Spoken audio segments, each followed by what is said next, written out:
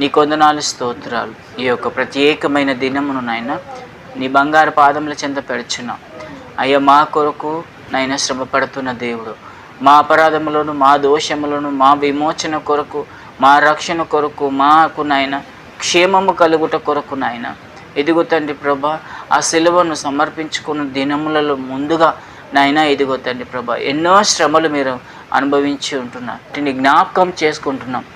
ఈ సిలువ ధ్యానములను, ఈ 40 రోజులు ఉపవాస దినములను అయ్యా మీరు మా కొరకు ఏ రీతిగా తండ్రి ప్రభా ఇదిగో తండ్రి ప్రభా యాగమైనారో మా కొరకు తిరిగి మరలా ఏ రీతిగా నైనా సిలువలో నైనా జయించి ఇదిగో తండ్రి మరణాన్ని జయించి ఇదిగో తండ్రి మా కొరకు నిలబడి ఉన్నారో మేము తెలుసుకోబోతున్నాం, మేము ధ్యానించబోతున్నాం.